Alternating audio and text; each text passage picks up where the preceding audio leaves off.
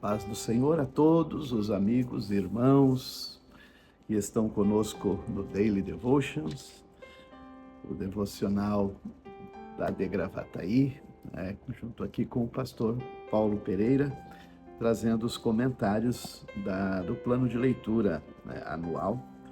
E, mais uma vez, nós nos encontramos ainda aqui no livro de Números 15 e 16, são os capítulos, e o centro da narrativa, mais uma vez, é a arrogância, o orgulho que levam as pessoas a desagradarem a Deus, prejudicarem as pessoas, sabe? E andarem por um caminho que só lhes trará destruição.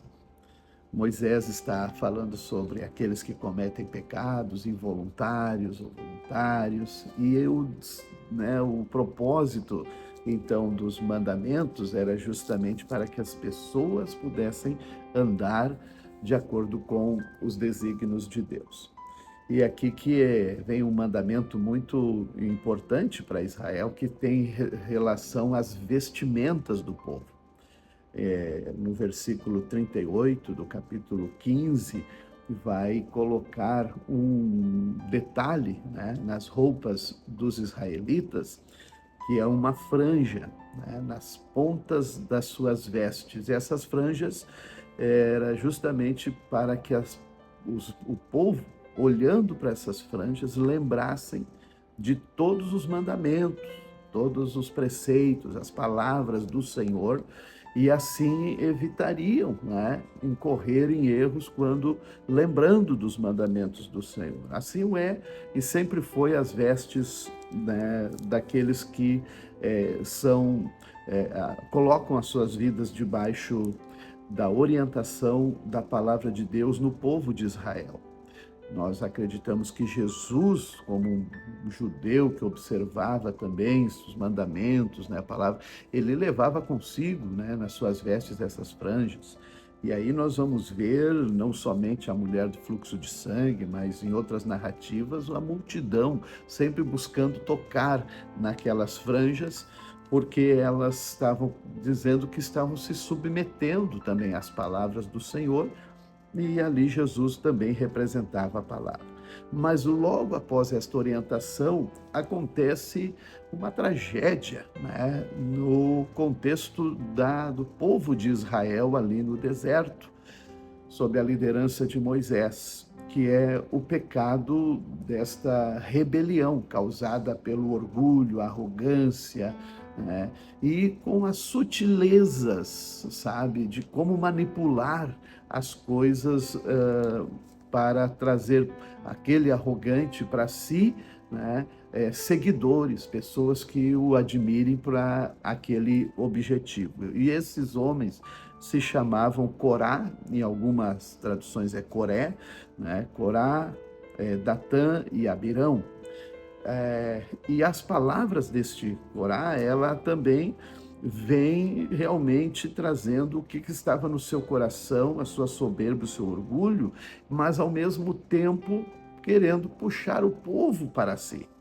E ele dizendo assim, quando armou a sua conspiração, o Corá, ele era da tribo de Levi, inclusive da clã dos coatitas, que tinham uma função tão linda, tão maravilhosa no tabernáculo, que era cuidar, zelar pelos utensílios mais importantes, vamos assim dizer, que estavam no lugar santo e no santo do santo, o castiçal, a mesa, também o altar do incenso, a própria arca da aliança.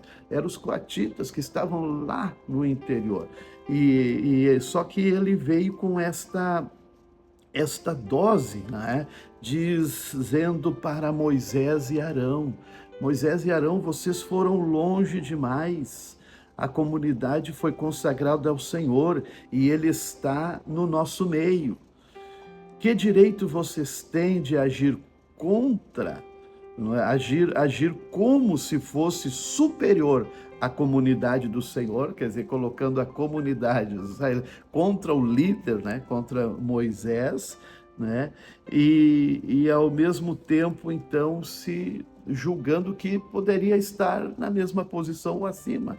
Moisés sempre enfrentou estas questões com o rosto em terra, o joelho no chão, para poder vencer. E ele fez assim, junto com Arão, se humilharam na presença do Senhor e falaram com este Corá: Corá, tu já não é o suficiente, o privilégio que tu tens de ser também, né, designado para os serviços do tabernáculo, e você está indo contra, né, aquilo que é desígnio do Senhor, porque ele aqui entra então em conflito com o princípio da autoridade, né, e ele se insurge, né, sobre isso. Claro que tem alguns elementos que estão nas entrelinhas desse texto, né, que vai mostrar este Corá, o seu caráter, as suas condições.